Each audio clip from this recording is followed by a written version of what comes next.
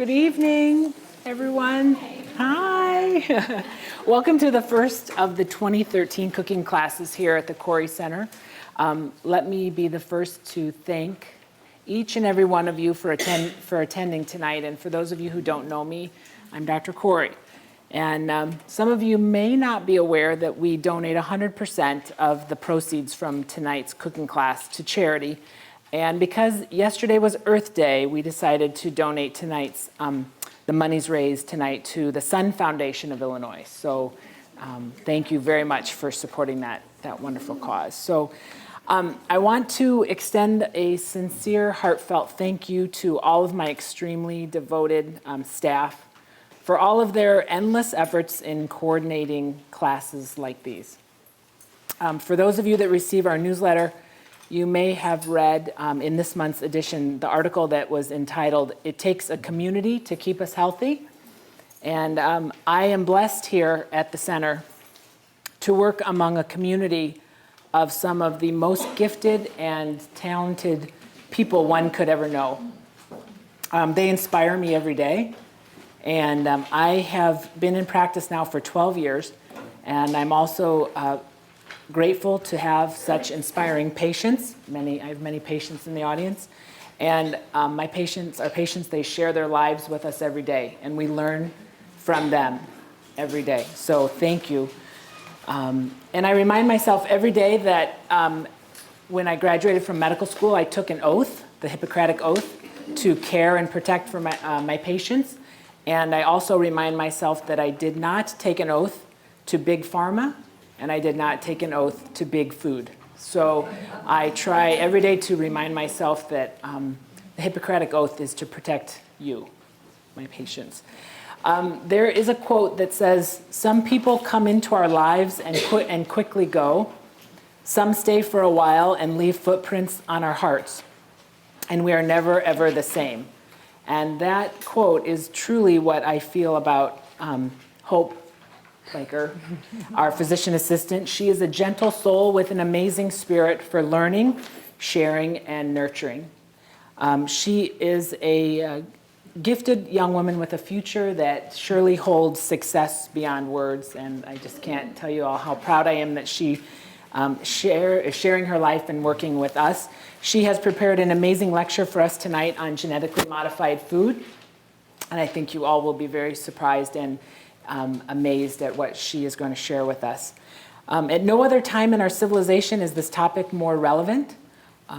With the rise in allergies, GI disorders, infertility, and cancers, we cannot afford to stand back and remain ignorant of the data that exists on GMOs.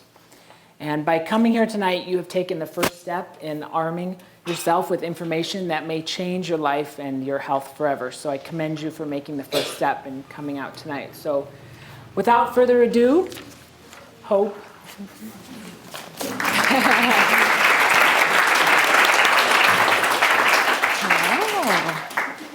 Welcome. Can everybody hear me? Okay, good. I want to apologize tonight. I'm having some issues with my eyes. So if I squint at you or make a face at you, don't take it personally. I can't see a darn thing. So we'll make it happen. So welcome, everyone. Again, my name is Hope, and I'm a physician assistant here at the Couri Center. I'm so excited to be kicking off 2013, our first cooking class of the year.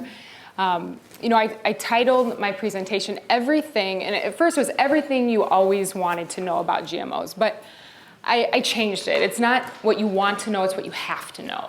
It's so important, and so I'm excited to share with you about a topic that otherwise doesn't get a whole lot of airtime, doesn't get a whole lot of press. And so we're gonna talk about tonight the background of what a GMO is. We'll talk about research about the health risks associated with eating foods that contain GMOs.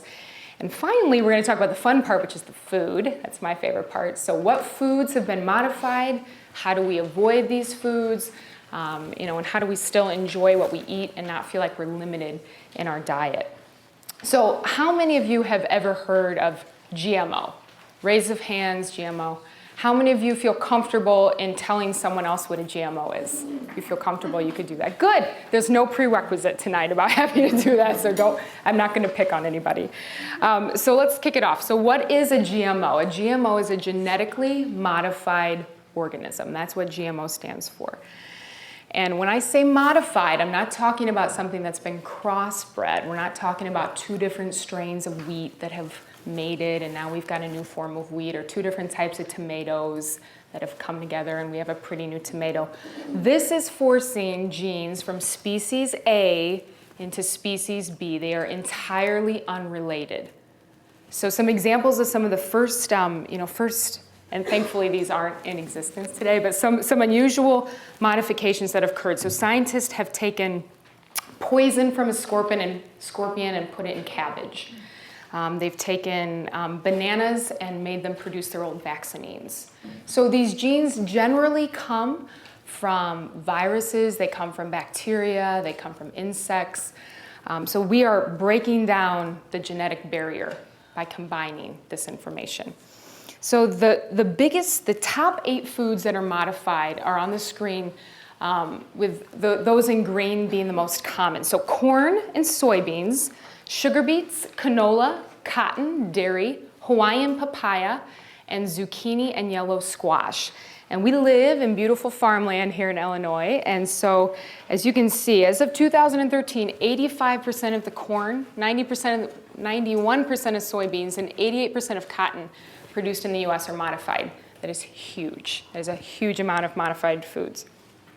So why do we modify? I mean, that's the first question. Why the heck would we change what the good Lord already made pretty perfect? So tonight you'll hear me refer to Monsanto, and that's the world according to Monsanto. Monsanto is a bioagricultural company. They are the ones, not the only, but the largest producer of genetically modified seeds. They also produce herbicides and pesticides. So I don't mean to always pick on Monsanto. I tend to do it quite a lot tonight. But so according to Monsanto, they produce these genetically modified seeds because they think that it will allow farmers to increase their yield, to make a sturdier crop, and to feed the world. That's their phrase. We can feed the world with genetically modified foods. And this is very strongly backed, this research, by our government.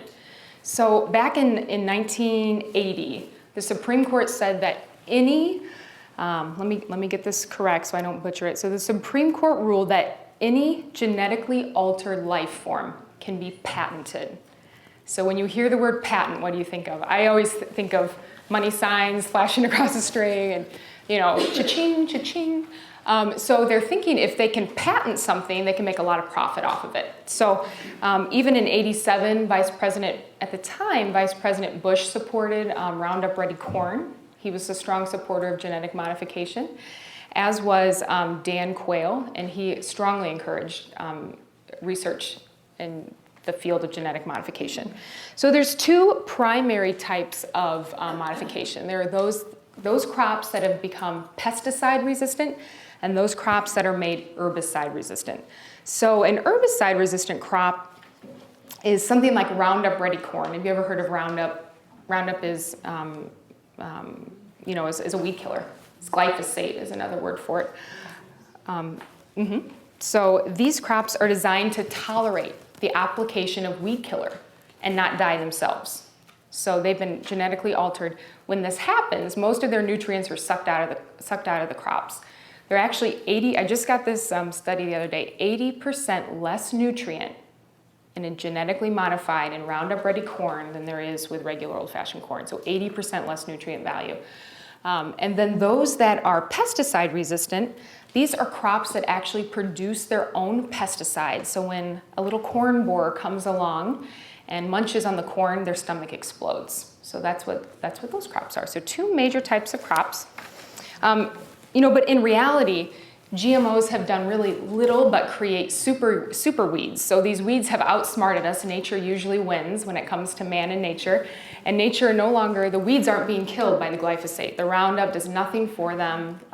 So we've got to use more and more herbicide. So the crops have low nutrient value. There has been absolutely no data to show that GMO crops actually increase yield for farmers. None. And we're not truly in shortage of we're not in shortage of food. We're in shortage of logistics to get the food all across the world. So that's also a lot of lip service from Monsanto. So what I'm going to do now, and bear with me because I'm not very tech savvy. We're going to play a quick video clip here. Okay, so everybody say a prayer that this works.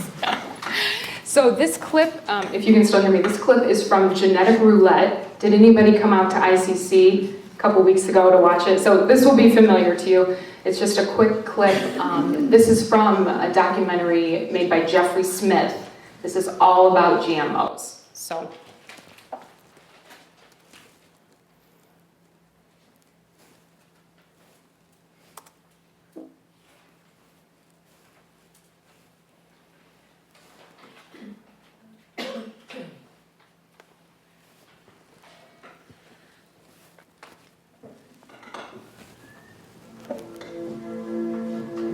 The general public has the impression that genetic engineering is somehow a precise science. More accurately, it's submicroscopic shooting from the hip. The very process of genetic engineering creates unpredicted side effects.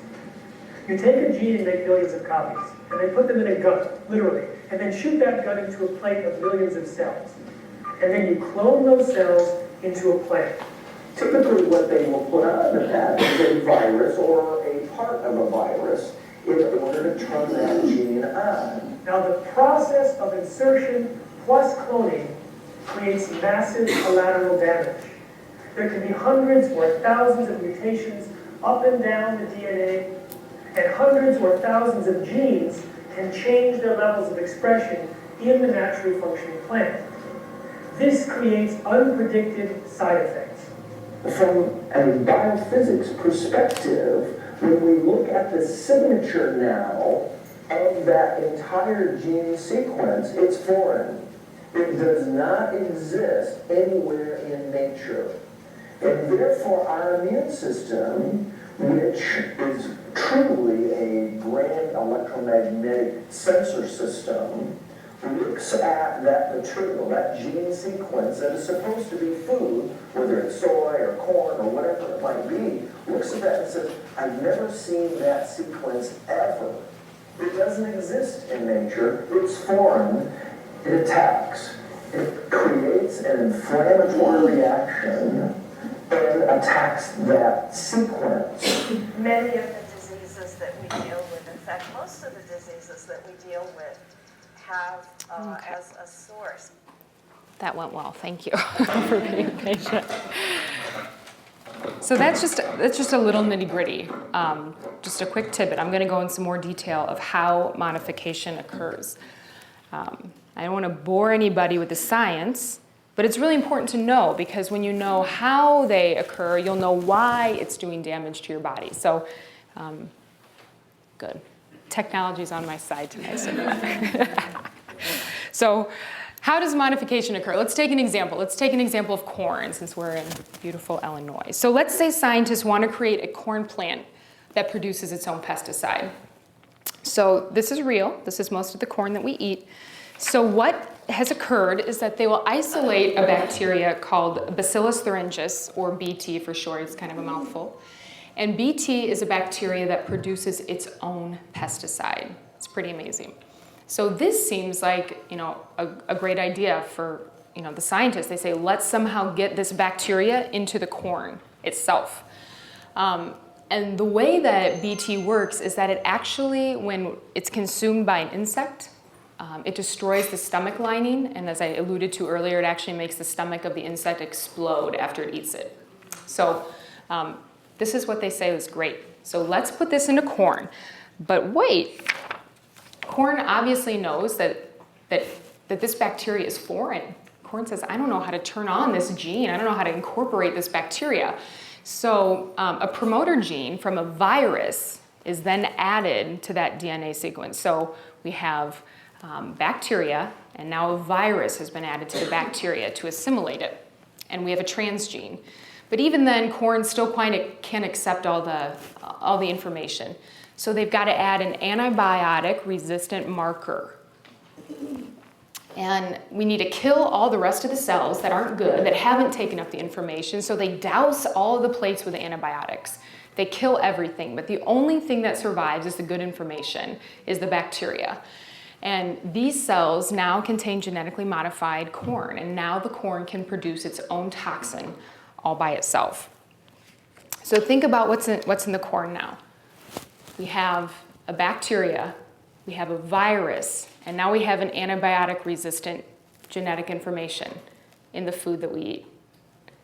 So is corn still the same corn? Or does it say, yeah. So what do you think happens when we eat the corn? Think about what the toxin's meant to do. The toxin is meant to create tiny holes in our intestinal tract. And Monsanto says, it's okay, it's inert on humans. It just kills the corn borers.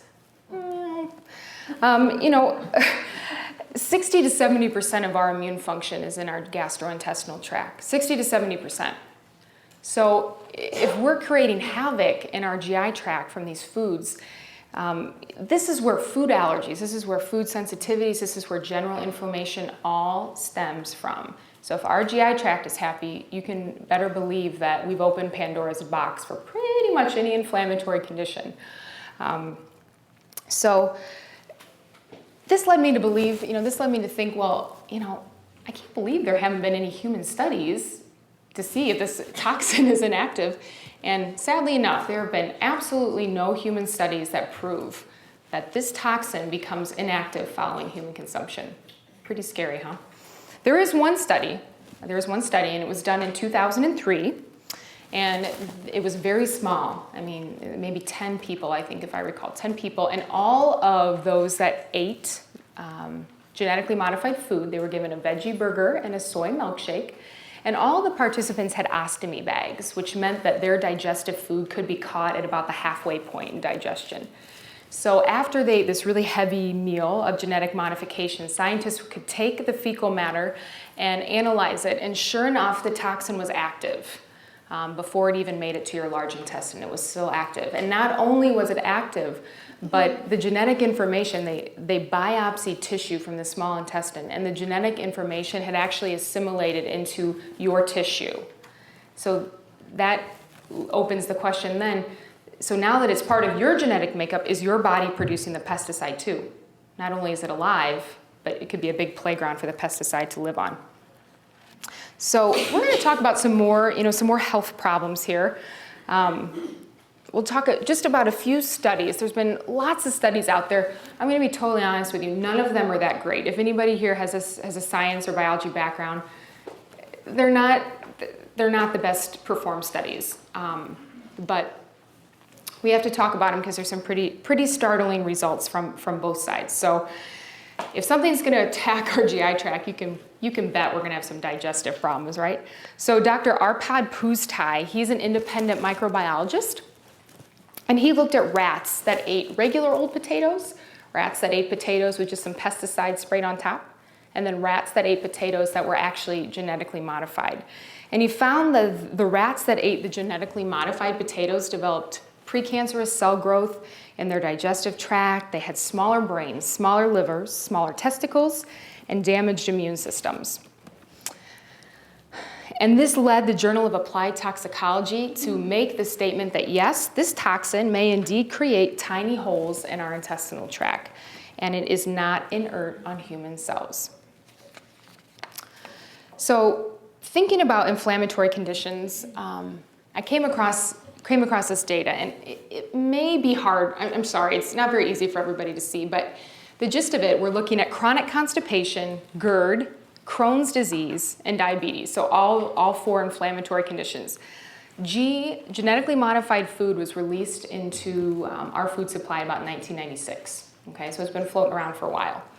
This graph is looking at all of the aforementioned diseases and the rise in the population. So everything is red. In red is after genetically modified foods have been introduced.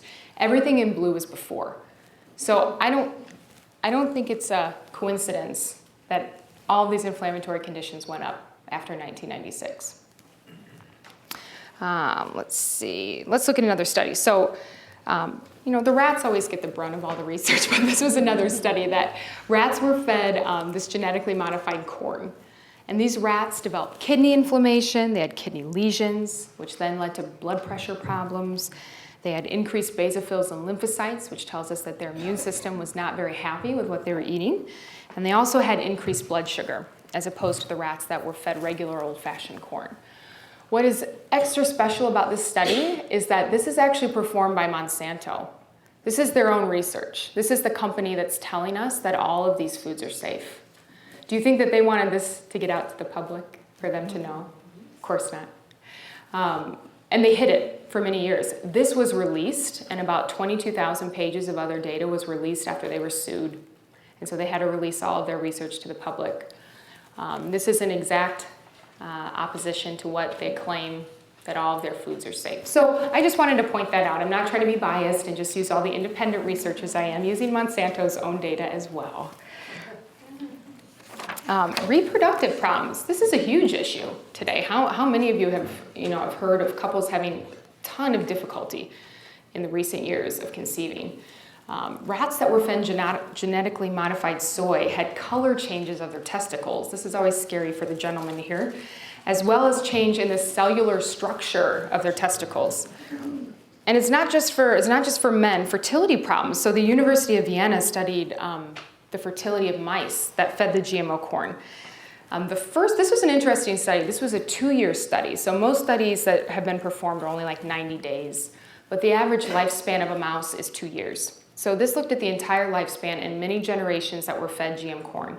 So the first generation had fewer offspring that ate the genetically modified corn. And then by the third and the fourth generation, the mice had a statistically significant fewer amount of offspring. So it was far more difficult to even conceive.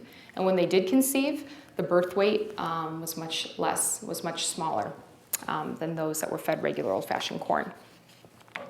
What happens if you handle this stuff? Did you ever think about that? Actually coming in physical contact with all these chemicals. So this is in India. Genetically modified cotton was introduced to India a few years ago. And farmers that planted the cotton in India began experiencing allergic reactions after simply handling the cotton. This has never been a problem before with any other form of cotton.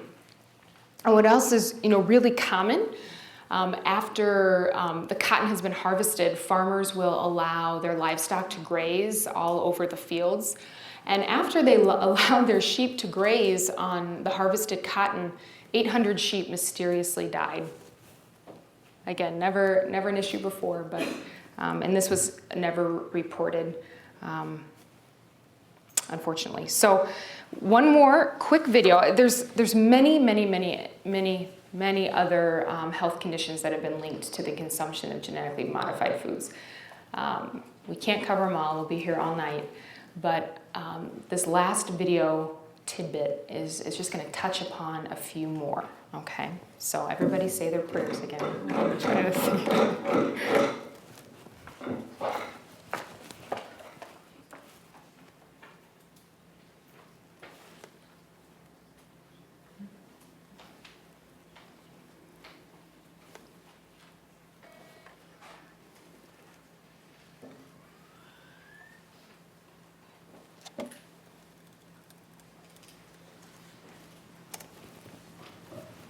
Let's review what we have so far. Genetic engineering transfers genes between species.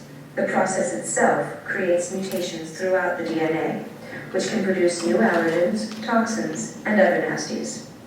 The inserted genes and their proteins may trigger inflammation, which might promote numerous problems such as digestive disorders, allergies, diabetes, autoimmune disease, cancer, Alzheimer's, kidney disease, thyroid disease, and heart attacks.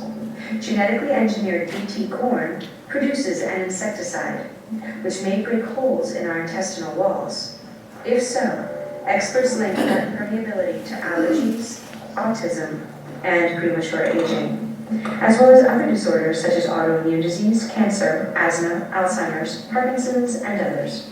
Most GM plants are engineered to survive doses of Roundup herbicide. Roundup steals nutrients, which can lead to nutrient-deficient plants, animals, and humans. Roundup can also cause birth defects and other reproductive disorders. Lab animals that ate Roundup-ready crops lost a large number of offspring. Roundup is also linked to infertility, which may be from disrupted hormones, nutrient deficiency, or a brand new organism. FDA scientists had warned that GMOs were dangerous, but their boss was a Monsanto man.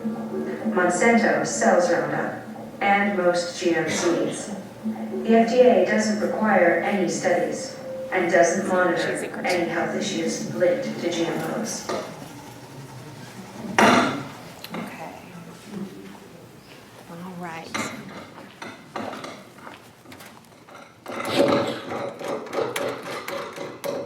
Okay.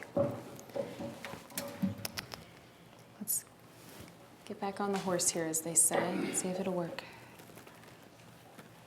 Perfect. So do any of you wonder what our government, what the FDA says about GMO food? Does anybody know? Have any? This is our policy.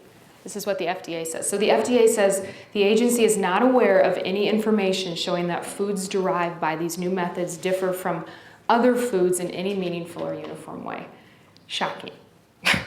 So the government is very closely tied with the bioagricultural industry. So the bioag industry is $1 billion industry. So where there's money, there's a lot of power. The ex-attorney of Monsanto, his name is Michael Taylor, he is our food czar of the United States.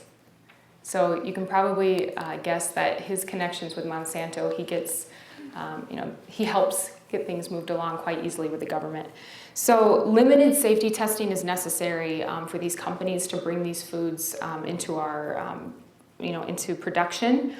Biotech companies do their own independent research. They come to their own conclusions. They bring that information to the FDA, and then the FDA can say yay or nay. There's no independent research done on any of this food. And actually, in just towards the end of March, some of you might have seen this in the news, President Obama approved Monsanto's Protection Act. Did you guys see that in the news at all?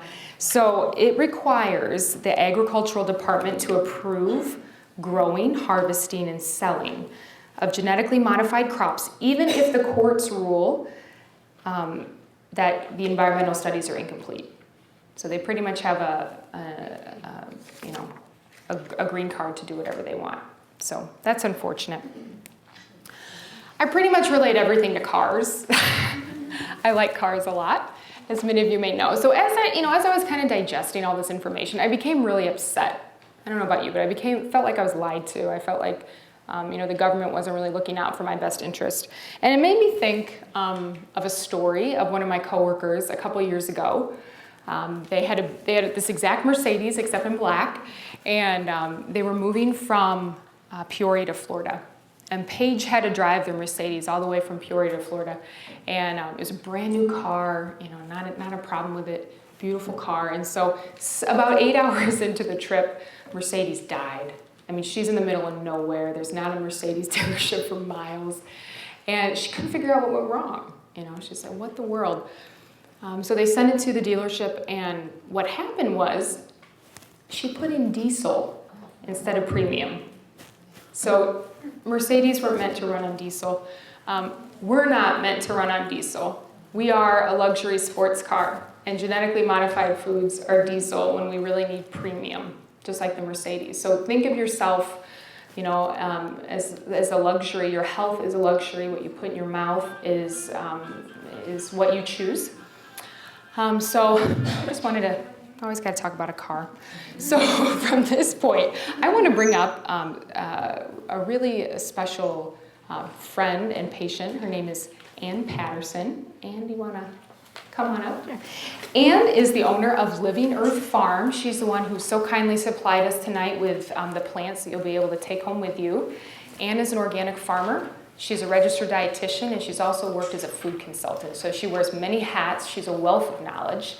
And I just wanted her to take a few minutes and explain to you how she lives as an organic farmer, to talk about her farm, as well as some of the new genetically modified foods that are in the pipeline. So Ann, please take it away. Thank you.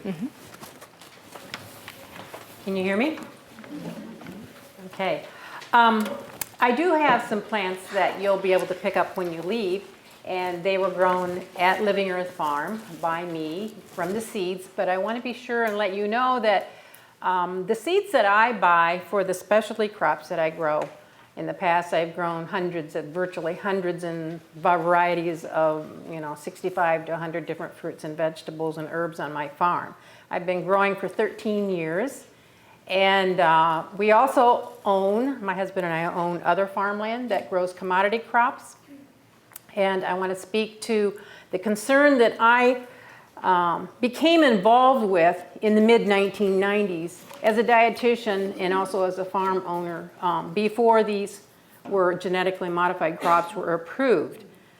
Working as a registered dietitian, I began to see the influence that some of the biotech companies were having on my colleagues and myself as RDs. For example, at the annual meetings with there's $70,000 to $75,000 members of the American Dietetic Association. At that time, that's what it was called. A good majority of them show up at this annual meeting. And that's when I began to see the influence. We're talking very, very fancy, upscale handouts, thousands of dollars of public relations, thousands of dollars of hiring registered dietitians to be spokespersons for the company of Monsanto. And at that time, they were bringing on board the use of biotechnology in the dairy industry. And they wanted to make sure that we felt comfortable with it. And they spent 2 to 3 years making sure that we felt comfortable with it. And they're still there, making sure that we feel comfortable with recommending that. And since then, other biotechnology crops have come on board. Not only are we increasing the milk production in the dairy industry, but we're also increasing the usage, as Hope has already told you, in the commodity crops, which in turn end up into your processed foods.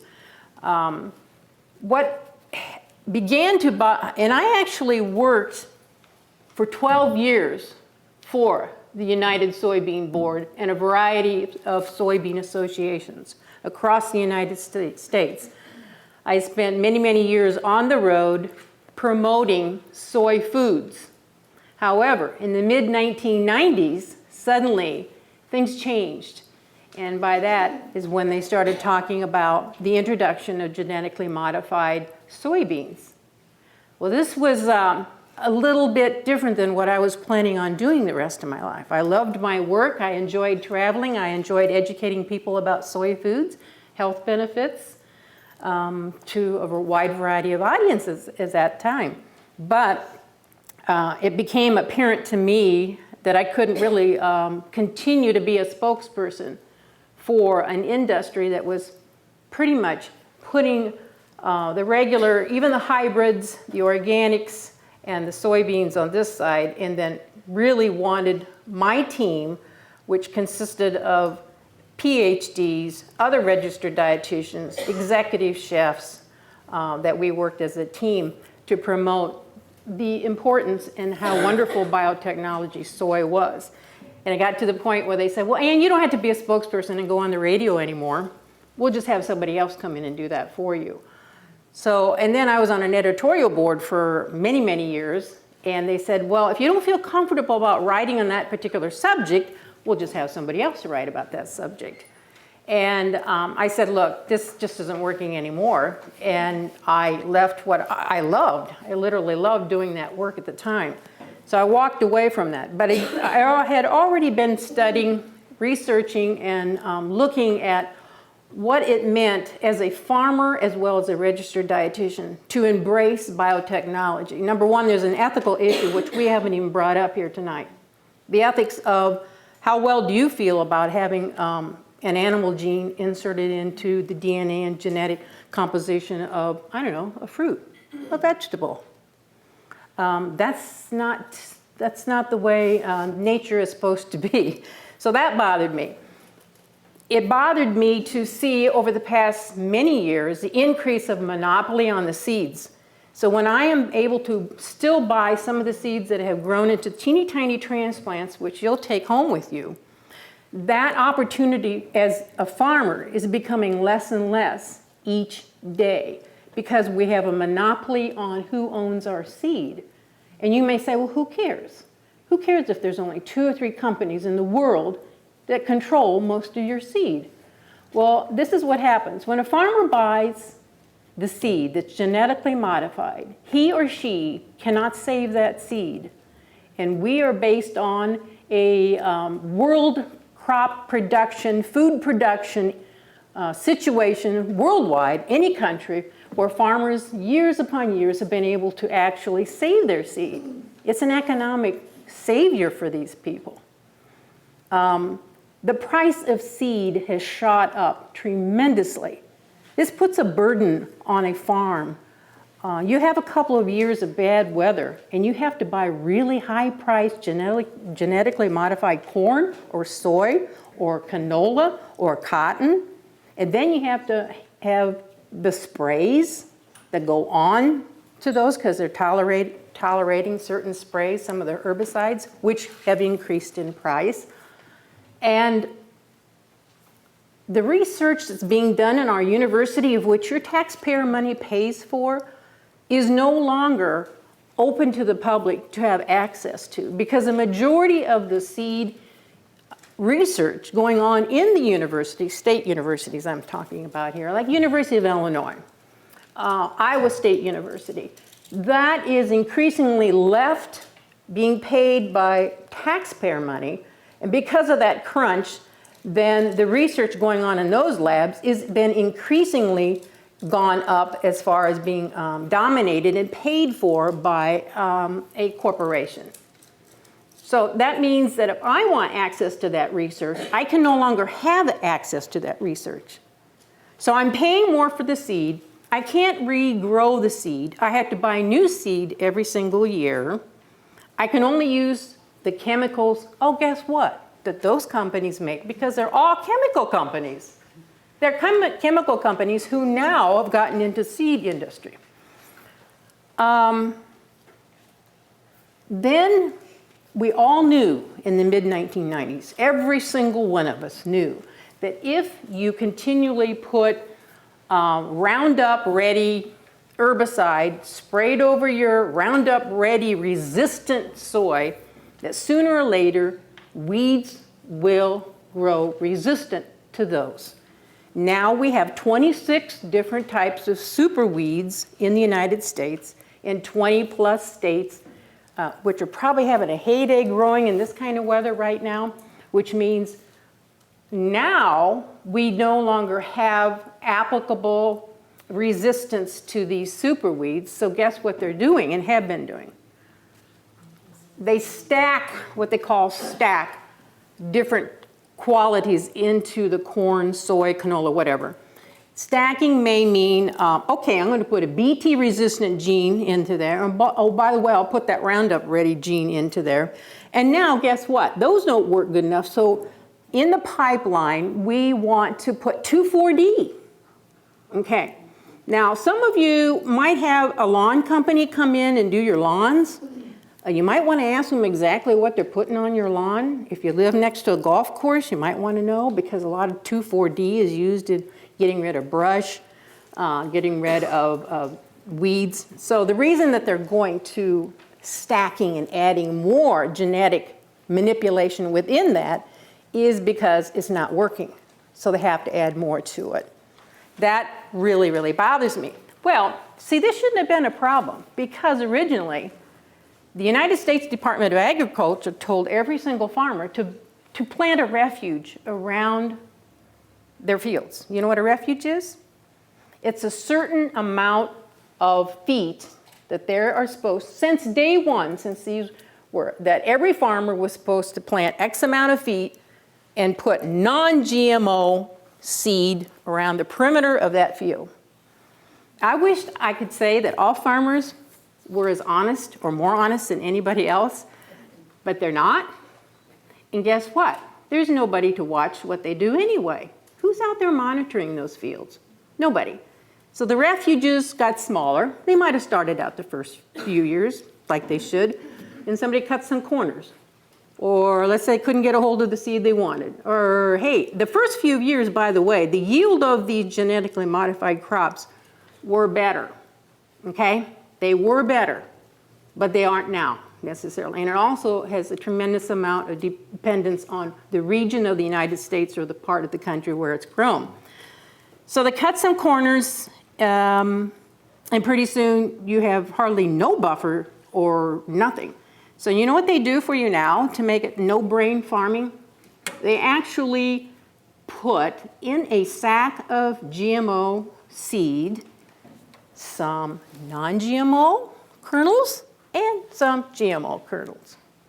This is supposed to be our refuge now in the world of, increased use of planting a monoculture. Monocultures don't do well for biodiversity. In fact, they decrease it.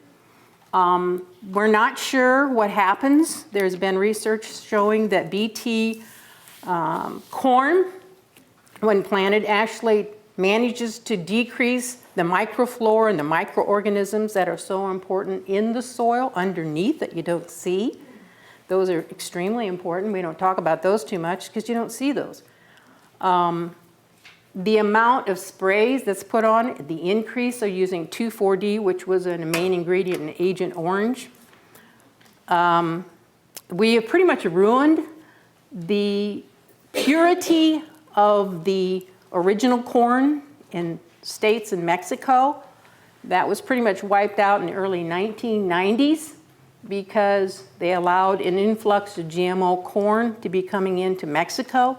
So now we don't even have purity to research because those have pretty much been demolished, destroyed. And you say, well, how can that be? Those people weren't planting it there. It doesn't make any difference. If I have a grain truck running down the road and some of the GMO corn flies out, if I have there's cross-pollination, it's very easy. That's why the organic farmers have to be so careful when they plant their organic seed, because it can't be happening and pollinating at the same time, because then even if I don't plant organic seed on my farms, if I have identity preserved, I want to sell it at a higher premium, I've been docked because there's been cross-pollination. That could have happened in the fields, by birds, by a truck going down the road. It could have happened by mishandling at the elevator. You see, there's a lot of places that it's destroyed the organic or the identity preserved or the hybrid corn grower because they don't have that option. So it takes away my choice. It doesn't make me real happy. But I think mainly what I've seen what bothers me the most is who owns my seed. Because if we cannot grow our own food, we're in dire straits in this country. And if we have to look to fast tracking, which is basically happening right now at the USDA, it's called fast tracking. It used to take 3 to 5 years to get a new GMO crop on, and they've cut that in half in the last year. So they want to fast track it, and they are fast tracking it. And there's about 12 new crops coming on. The 2,4-D really, really bothers me, the soy.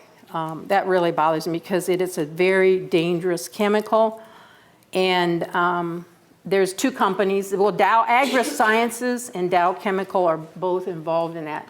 For them, it's never been better because they have been in the backside. Monsanto's been earning the money and making the money. And now AgroSciences and Dow Chemical have an opportunity here to sell 2,4-D into their plants, something Monsanto's not doing, so they can make more money that way. Invasions of my rights, decrease in biotechnology, biodiversity, no farmer can save seed, increased costs, chemical companies that have bought up the world's biggest vegetable seed company in the world, Seminis. The year that they bought Seminis was the year that I lost an opportunity to buy the best broccoli seed that grew the best in my region here, along with other seeds. And I buy only from companies that have a safe seed pledge, which means as much as they can do, they do not willingly sell genetically modified seeds. So the plants you're getting tonight have not only not been chemicalized, but they also have come from pure seed companies. The BT that Hope has talked about, the BT corn, is another taking my freedom away. I use BACILLUS thurgicide, and all organic farmers do in specialty crops. And it's a natural organism found in the soil. And has been one of our saving graces for years and years. However, if that's overused and it's put in every single gene of corn from here to Timbuktu, it will no longer be relevant to me.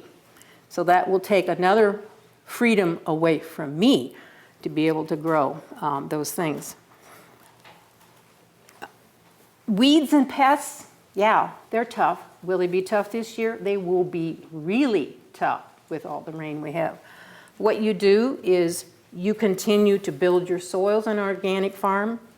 You don't try, you have to grow cover crops, you have to do rotations, you have to break the cycle of pests, you have to break the cycle of the weeds that may be growing in your fields. You have to use mulches, you have to plant crops that will draw the negative pests to them earlier. Let's say you have squash, you plant a couple of weeks earlier, and that's called a trap crop, so that the bugs go to the trap crop and hopefully stay away from your main crop. You grow 20, 15% more crop knowing that you may lose it. You use vinegar-based approved sprays, I guess is what you say. You flame tame. You go out there and you flame tame with propane gas with 5,000, I'm out here burning the heck out of seeds, weed seeds that way. Floating row covers, I use those to keep away bad pests on a lot of my squash. They're teeny tiny pieces of cloth that could be 100 feet long by 20 feet wide, whatever. And you put that over them, and that way the bad pests don't get to them. But in the meantime, you're also trying to bring in more beneficial insects so they can do their jobs to get rid of the bad insects. So it's a balancing act. One other thing. I'm not sure, I think in your handouts that were given to you, I'm pretty sure they mentioned papaya is some of the direct-to-consumer crops besides the corn and the cotton and the things that we've been talking about, the soy. The papaya, I don't know how many of you eat papaya. It's in imported food. Squash, you don't know. The sugar beet was a really big deal. I'll just take 5 seconds if you don't mind. I know I'm running over here, I'm sorry. Sugar beets, okay. Sugar beets was one of those crops that was put on hold for a couple of years before it was approved. It was literally stopped in its tracks, okay? Well, they managed to get it approved in the past, I don't know, year and a half. So if you're not buying organic and you're not buying a product that has cane sugar in it, then you're eating a GMO sugar, because that will be coming on the market full blast this year. One of the new ones that they want to grow out in the Washington, no, it's Canadian, it's a Canadian British Columbia company wants to grow an apple that will not turn brown, because they think we're so lazy we can no longer eat a solid piece of fruit. So basically they want to make it so that it will have non-browning. But those genes are at least coming from within the apple itself. However, what happens if that apple crosses with somebody down the road, their apples, and they don't want that genetic within their apple crop? And do you really want to eat an apple that you give your kids all the time that has been manipulated just to prevent browning, when you, as a consumer, could just actually eat the whole thing at once? Or, heaven forbid, you could actually maybe put a little lemon juice or pineapple juice or something like that on it to keep it from browning. But they see that as a moneymaker, a new industry that they can slice and dice, and then people just pick up these little pieces wherever they go, and they won't turn brown. It will ruin the apple industry. The apple industry is very much against this new apple, and it's called the Arctic apple. And it's coming out of Canada, and it's looking for approval here in the United States as well as Canada to be put on your market. But you won't know, will you? Because guess what? One of the apples they want to put it in and start it out with is a Granny Smith. Well, a lot of people buy Granny Smiths, don't they? So that means you're going to have to buy organic Granny Smiths if this thing ever comes on board. But I really don't think it will. Sweet corn, 15 years, not a lot of sweet corn, but there is sweet corn that has been manipulated by genetic engineering. And just because you go to your farmer's market or your farm stand in central Illinois, you better be asking, are you growing the new Monsanto sweet corn that I see over here at the Walmart that started last August, that you bought and didn't know, did you? Did anybody buy any sweet corn from Walmart? Oh, if you did, you wouldn't admit it, would you?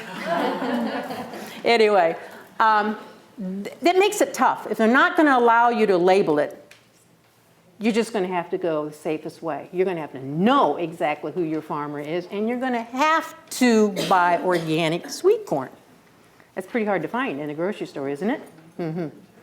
So that is another one. Squash is another one, but only certain select squashes. So going back to the USDA mantra, know your farmer, know your food. Really know your farmer and really know your food. And if you're looking for a connection with your local farmers, go to localharvest.org, and it will give you a ton of information of everything around here. Anybody growing whatever, raising livestock, whatever, chicken, you name it, it's on that website. If they're a true grower, they'll be on that website. Thank you.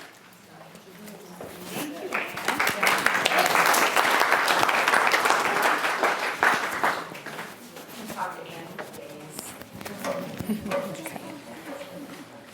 Oh, actually, let's see. And I think a couple of my papers got.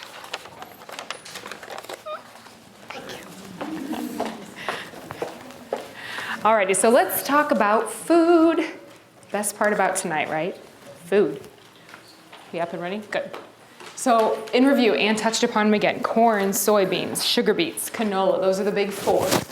Cotton, dairy, Hawaiian papaya, zucchini, and yellow squash. 70% of processed food has a genetic modification component in it. 70%. So what do we do? I mean, how do you get around it? How do you avoid it? Avoid the at-risk ingredients. So everything on the left, corn being the biggest one, you guys are going to find all of these ingredients, don't worry about writing them down, in that little non-GMO handbook that we have, a little pocket guide. Yep. Somewhere towards the back, maybe page 17, somewhere in that ballpark, it lists all of these ingredients. So take that book with you when you go grocery shopping. They're all in there.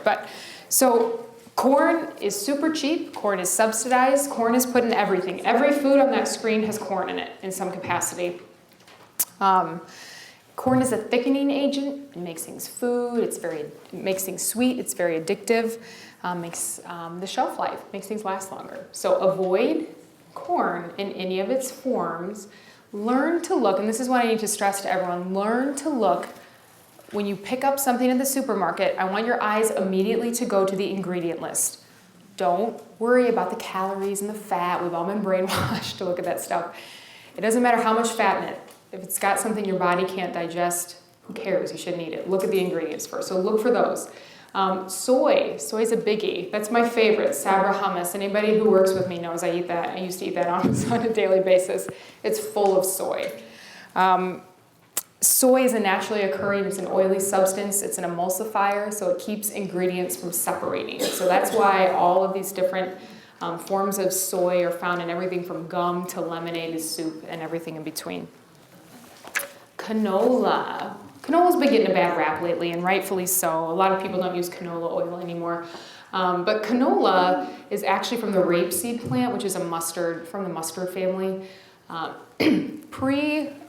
the first half of the 20th century, canola was actually known as Lear oil. It's an industrial oil.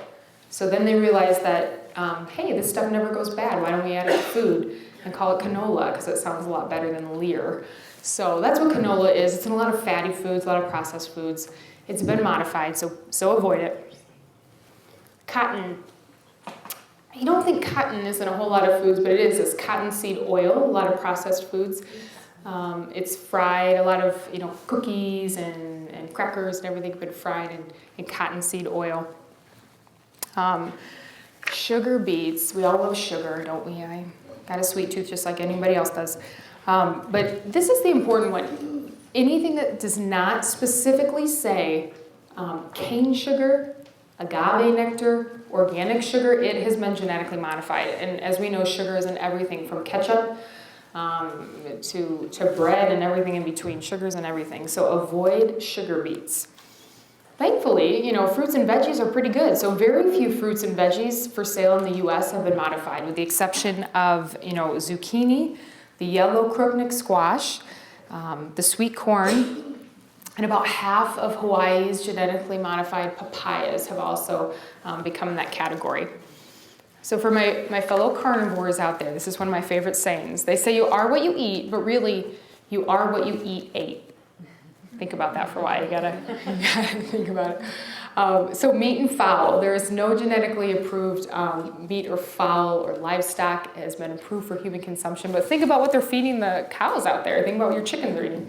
It's all been modified. So if they ate it and you're eating it, it's contaminated. So it is, very important to look for 100% grass-fed, fill in the blank.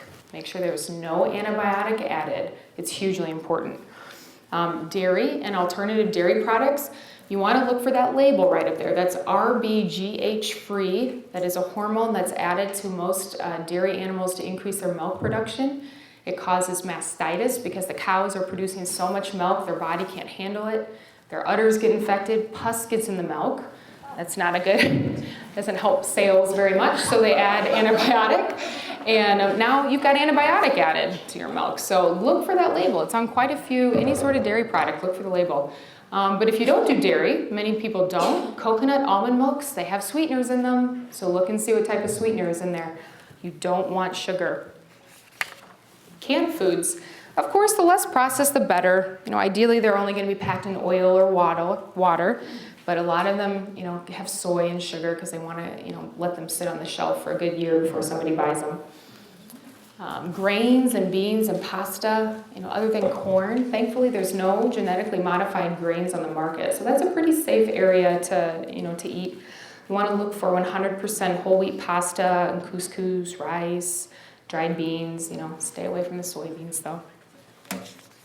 Baked goods, they're so delightful.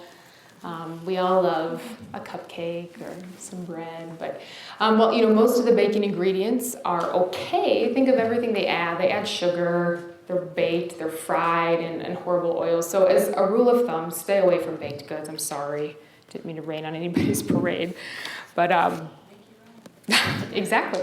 We're coming to that, you're ready for it. So tips for avoiding these foods, buy organic. I think I get this question, and I'm sure the other providers get it quite a bit as well. Is it really important to buy organic food? Is it really worth the extra $1.50 for that, that can of tomato sauce? And my answer is always yes, absolutely. It is worth it because certified organic products are not allowed to contain any GMOs. That's pretty big. You have the option right now of how you spend your money on your groceries. You don't have that option when you're sick in the hospital 10 years from now because of all the inflammatory disease you have. So make the choice now of how you spend your money. It is worth the extra few dollars. So look for 100% organic, made with organic ingredients.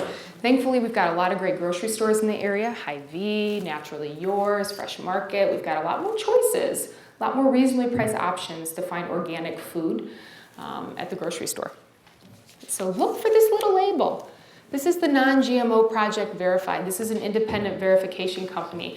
Again, in your handy dandy little booklets here, they've done a lot of work and verified many brands that have made a commitment not to contain, their products do not contain any GMO ingredients. So flip through that at your leisure, and that's a big step. You'll see this little orange butterfly quite often once you start looking for it at the grocery store.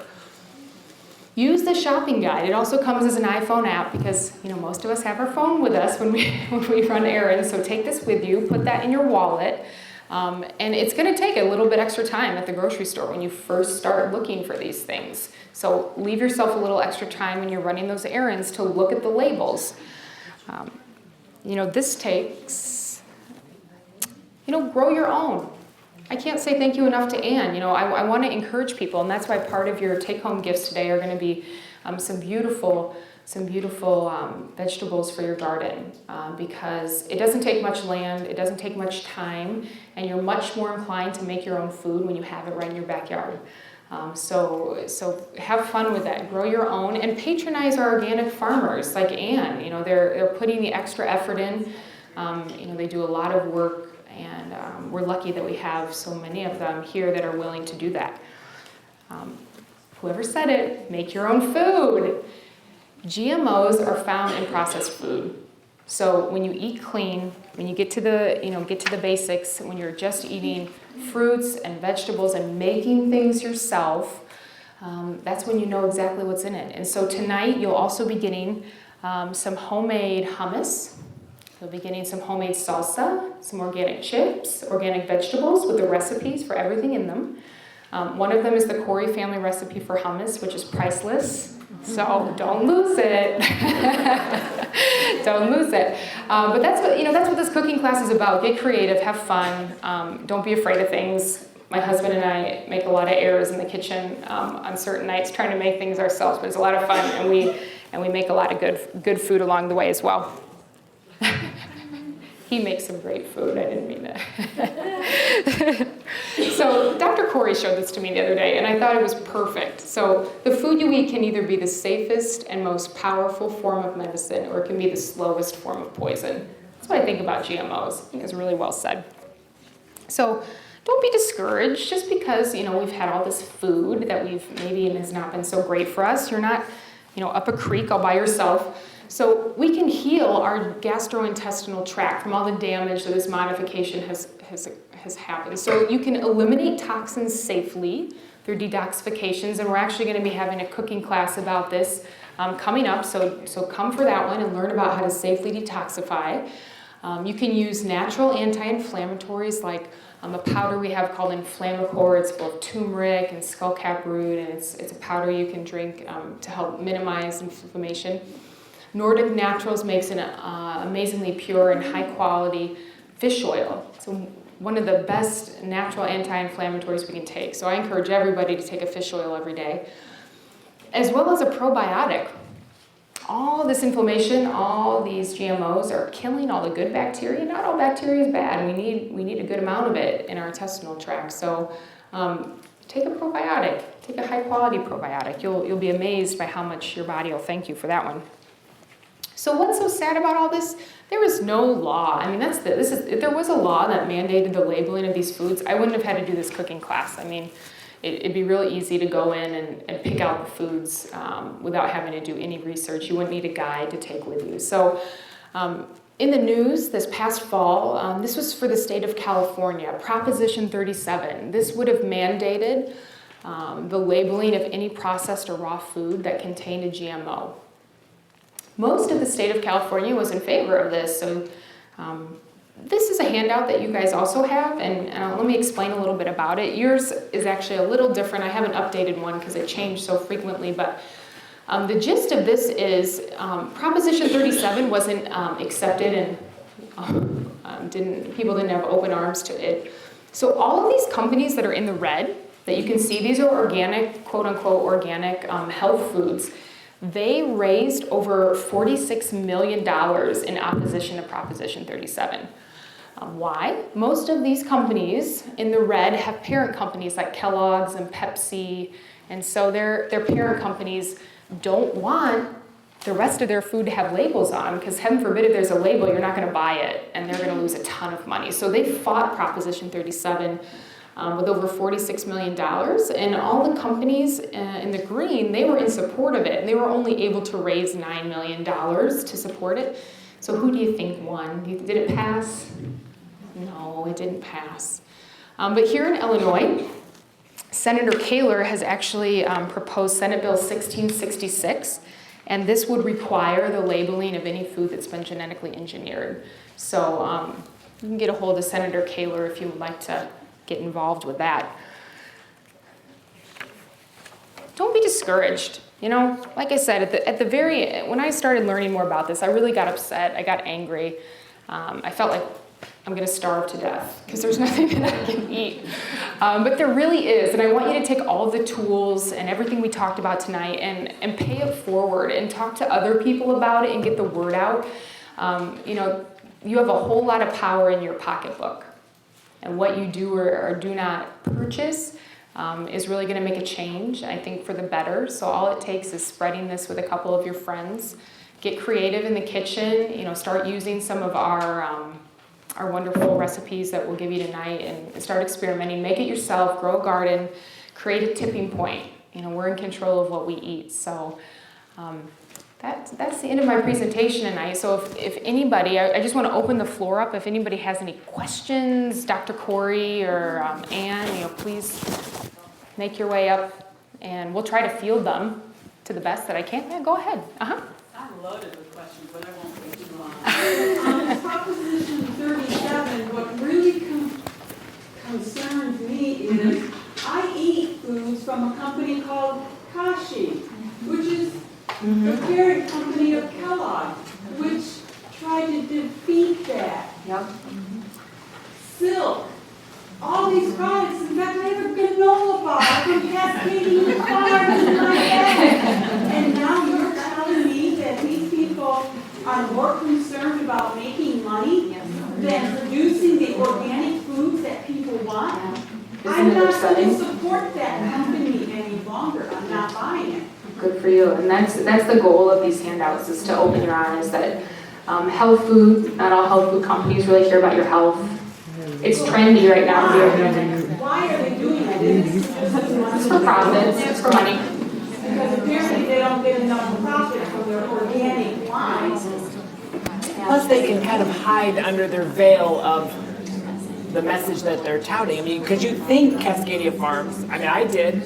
I did, and it's not. Well, the problem is their parent companies aren't going to support them to that degree, because the parent company obviously is the one that's holding the funds.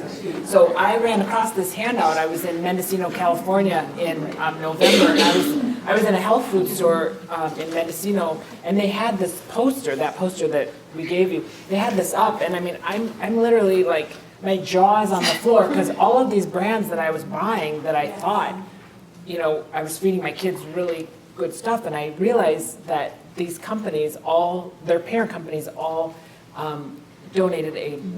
paid a lot of money to get Proposition 37 axed. And I was taking a picture of this poster in this health food store so that I could take it home and on my phone and go to the grocery store then and realize and be a much smarter consumer. I don't know if Hope gave you that one sheet. Oh, no, there's another one. We couldn't get it to print. And I can, I'll put it on our website. If anybody wants, we'll put it on our Facebook page and we'll put it on our website. Because there's a kind of a follow-up handout along the same lines of some other companies that also donated a significant amount of money against Proposition 37. Target, Starbucks, Target, so no longer can I go there. Starbucks, I can no longer get my coffee in Target at Starbucks. There was 4 others. It's on my phone, I can pull it up, but I'll put it on the Facebook page because, again, you guys, it's all about empowering yourself with the knowledge to know where you want to spend your money. And that's what we're trying to do. It's going to take a grassroots movement.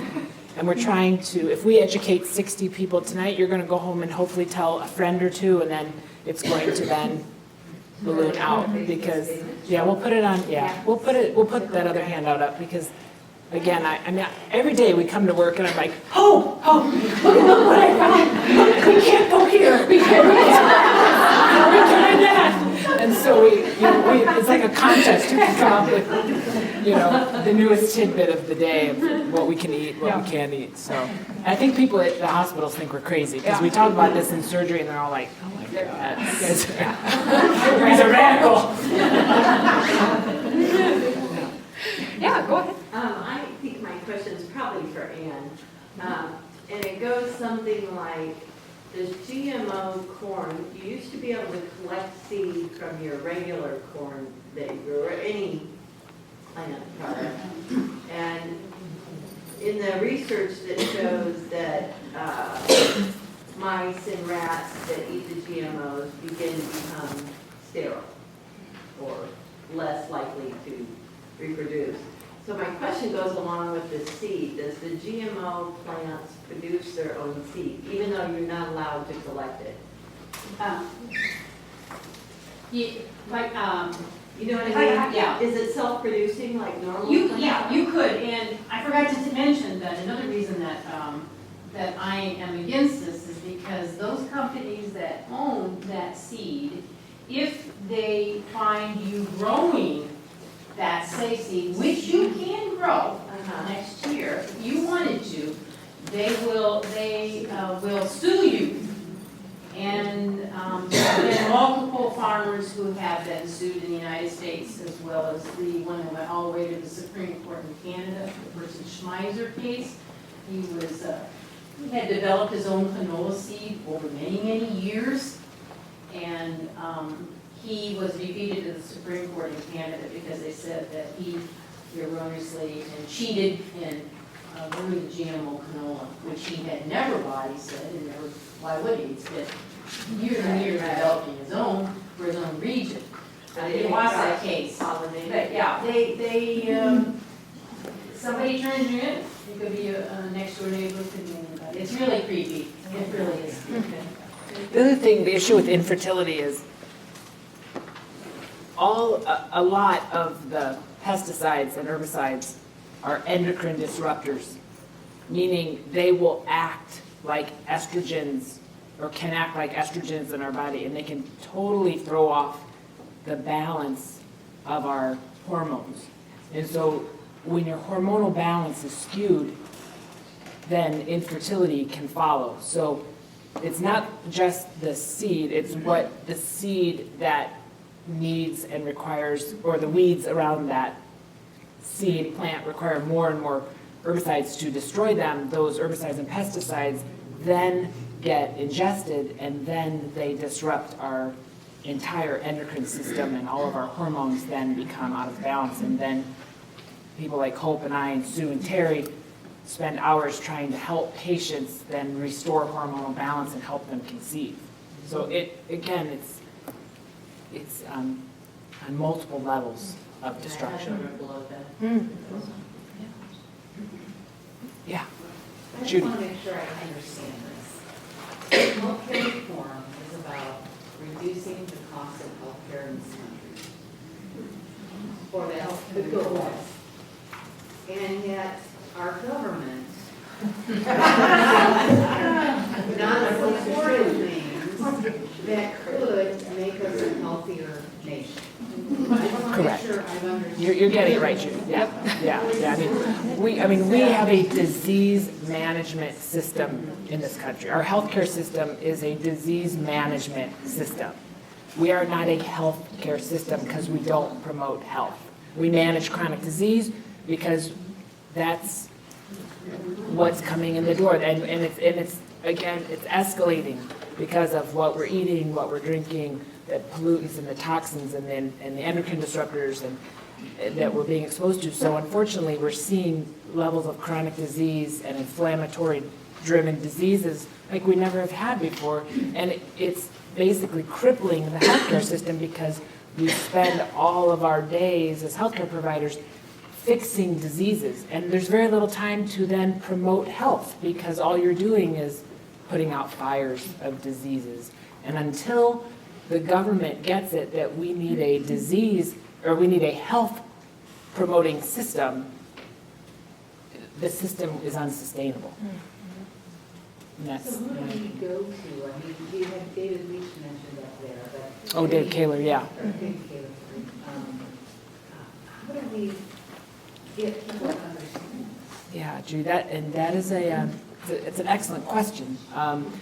Escape Fire, I don't know if anyone saw that documentary, Escape Fire. It's an amazing documentary about the healthcare system in this country and about the power of integrative medicine and going back to a lot of the basics of just teaching people very simple things, how to eat and teaching the next generation of doctors and healthcare providers how to then teach their patients.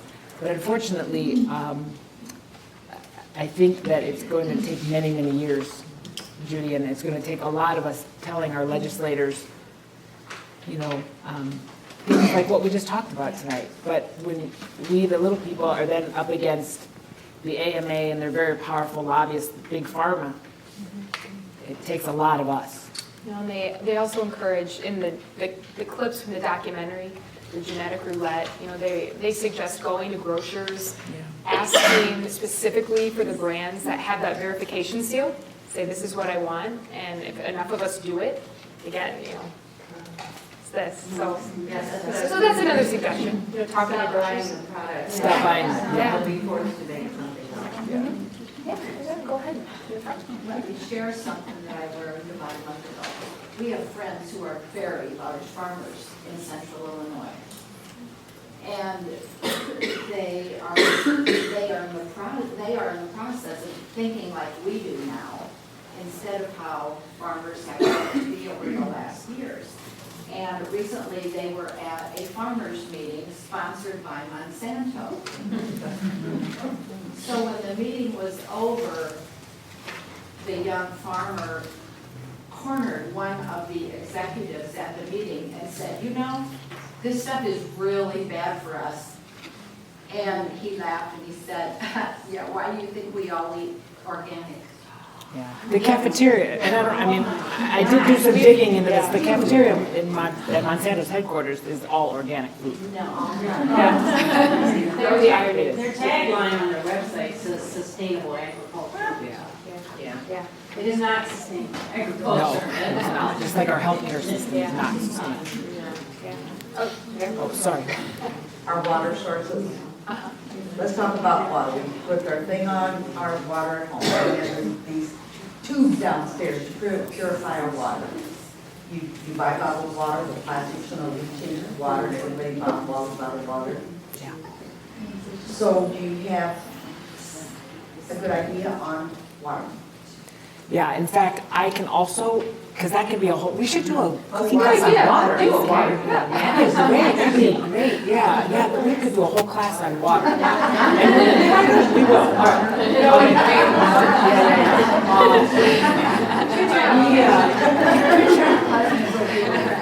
I can put some information together for you to answer that question most accurately and to give that question justice. I can put some information on our Facebook page and on our website.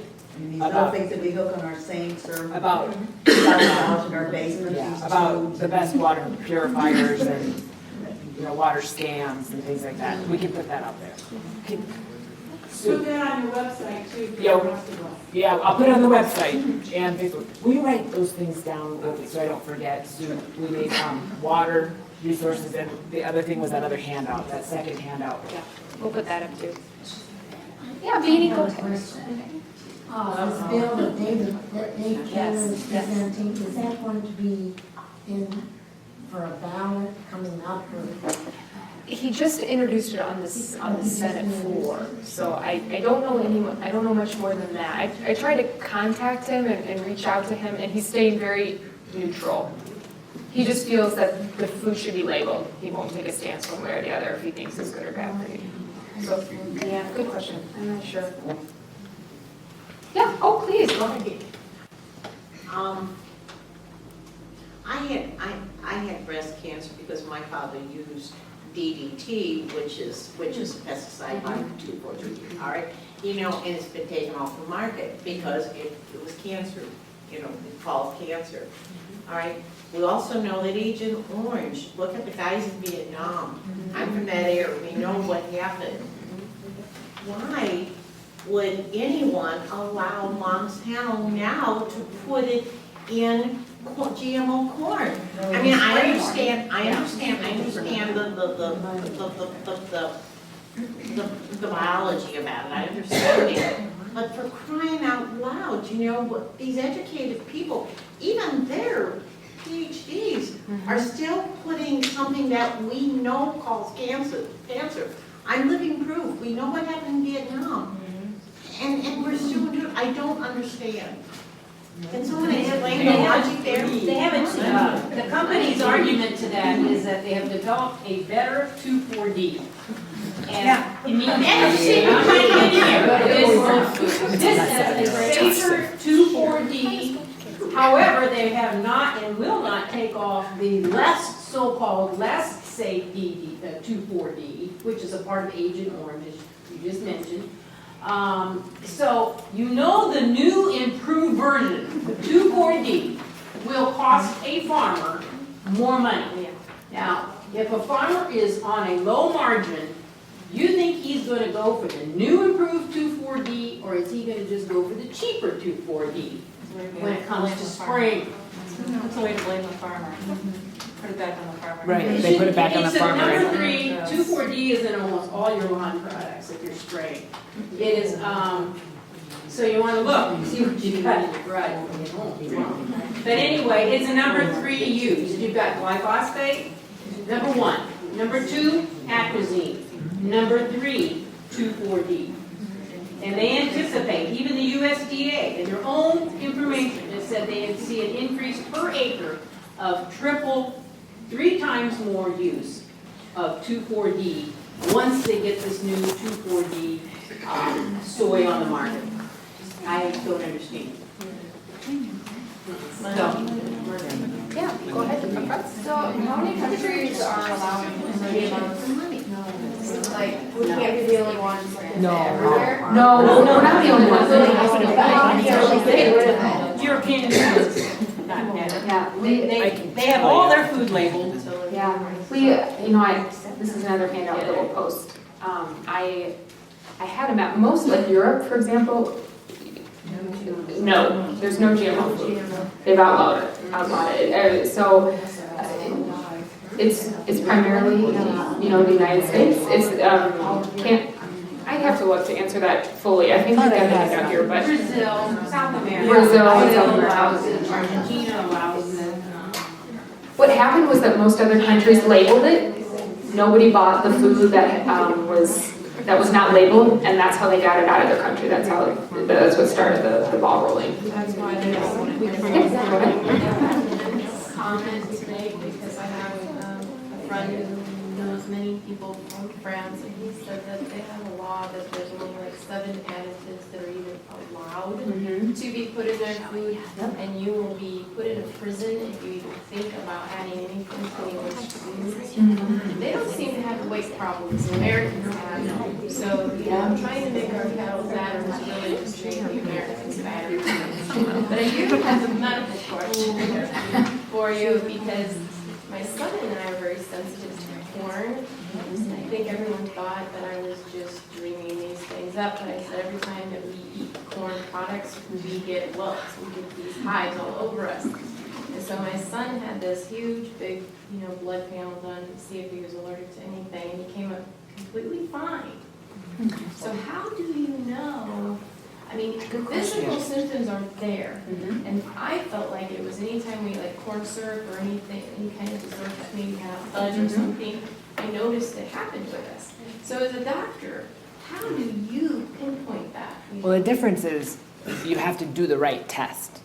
So the blood test that looks to see if you're allergic to corn or peanuts is the test that looks to see if you get an anaphylactic reaction if you eat corn, meaning does your airway swell up, do you stop breathing? So that's not the reaction that you get when you eat corn. So you have to do a test that is a food sensitivity panel that looks at a IgG, which is a different type of reaction from our immune system versus IgE, which is that immediate airway closing and can't breathe type reaction. So to answer your question is, a food allergy does not mean a food sensitivity. The two are not the same.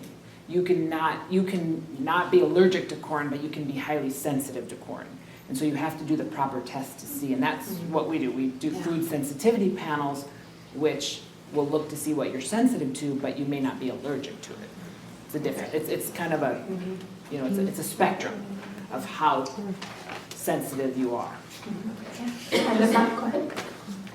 One other thing that I read that really bothered me was that all the baby formulas, that if you are not buying organic baby formula, it all has GMOs. So these tiny infants are starting, and the people who get assistance from the government can't, their assistance does not include getting organic.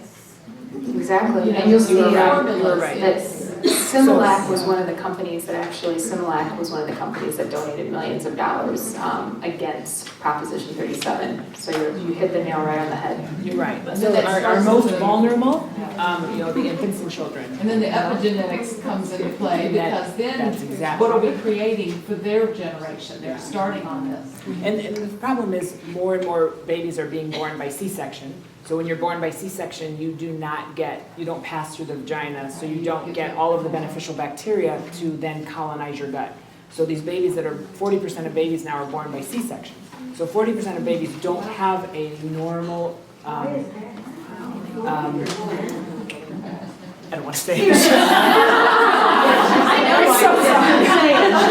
Our friend, our attorney friend in the back, I don't want to say, litigation is a big part of why 40% of babies are born by C-section. But we have a good lawyer on our side in the back. I don't want to offend all lawyers, but as an obstetrician, our malpractice is extremely high because we are liable for that child until they are 18. So if something happened that they could link back to a birth trauma, then we are liable for that child. So, until 18. Are you serious?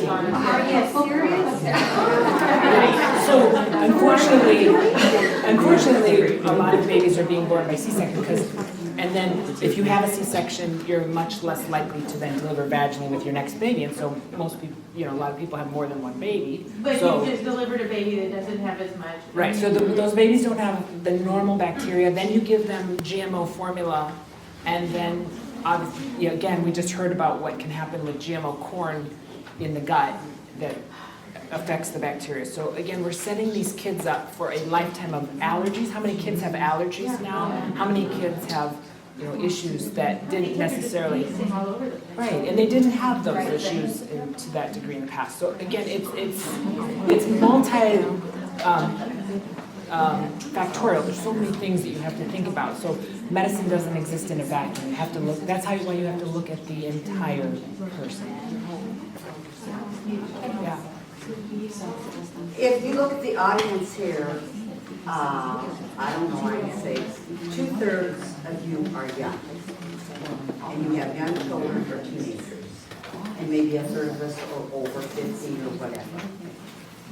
Between the two of you, give the young ones hope and encouragement, and give we people that have always been working on this, but the organic food and whatever, I started working on it 40 years ago. Good for you. And boy, I mean, I relapsed, relapsed, and just like any addiction to food or whatever.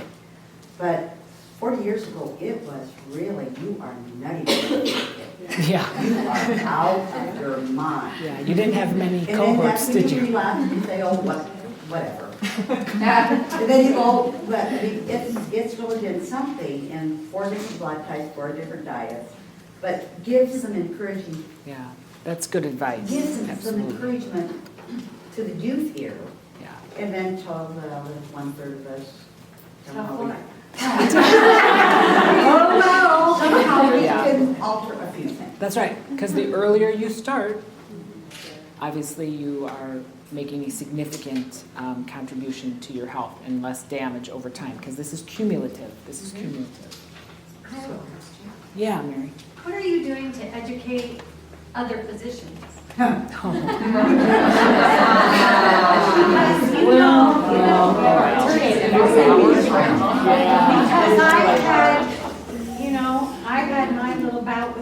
AFib thing and my thyroid and the gluten-free thing.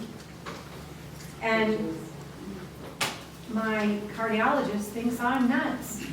And I have Hashimoto's, and the gluten has nothing to do with it. When you see the numbers and you go, how can you say gluten has nothing to do with it? Well, I mean, so what are we is there doing? anything Well, that- I give lectures to the medical students because I figure they're our next generation of healers. And I try to enlighten them on what I've learned. Unfortunately, the medical community exists with blinders on, and it's those of us who really do try to go back to the basics and just incorporate healthy diet, healthy lifestyle, and looking at the entire person and putting all the pieces of the puzzle together and maybe using a supplement here or there.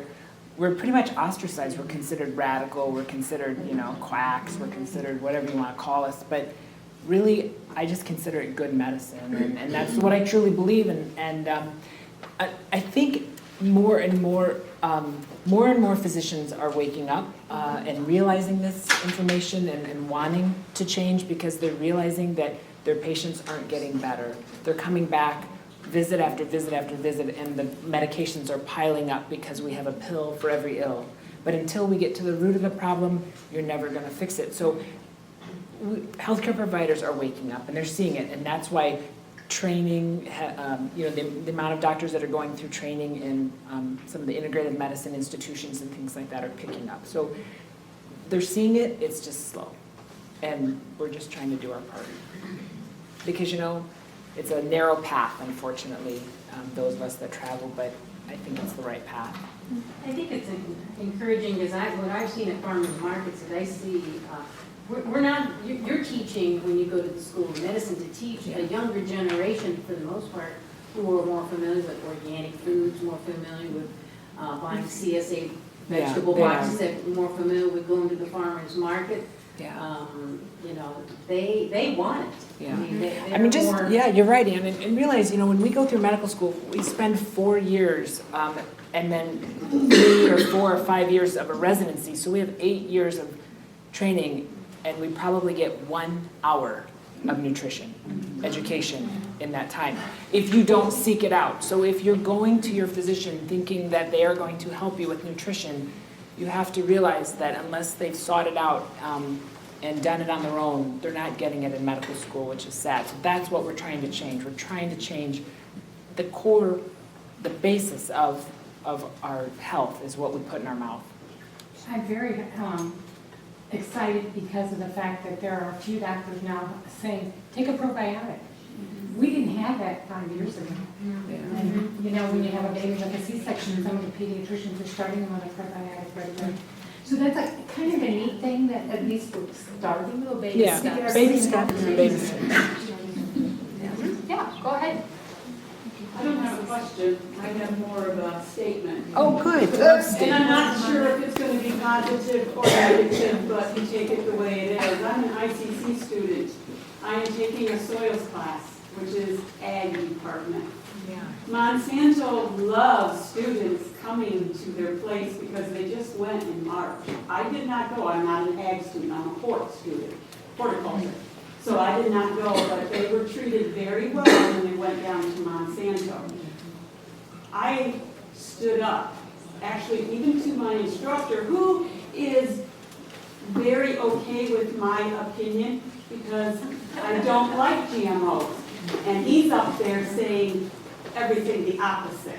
So I'm a lone star in my class, and every 18 to 20-year-old guy thinks I must be the old nutty person. Okay, I will take it. I like that. I mean, but, I've also, it scares me that a lot of these universities are being treated by Monsanto very well. They're being brainwashed. Yes, they are being brainwashed. Monsanto has told them that everything is okay. My instructor will stand right, he'll do it tomorrow morning when I go to my class. Your body will ingest the proteins? Okay, let me get it straight. The proteins. There's nothing wrong with GMO proteins. so the body is not gonna recognize it as something different. But what you said doesn't seem to make sense. And the other thing I just heard about Monsanto is that I don't know if it was Michael Taylor or who did it, went to Missouri and they ended up getting a law put down on the books that no one can sue Monsanto. Whoever that person was that got it. It was a Missouri So you know politician. about that. Yeah, it was Missouri. Because he's out of a job right now, and now a lot of other congressmen are getting on the bandwagon to try to repeal that, because why is it okay for him to sue every farmer, but it's not okay? I think he's running scared. And are you for sure telling me that Monsanto only provides organic foods in their cafeteria?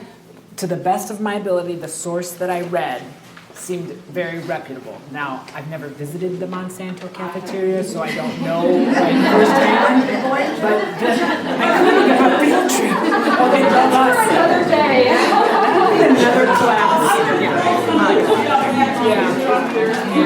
You know, I think he's running scared, and you worry about the We're gonna pass out the treats.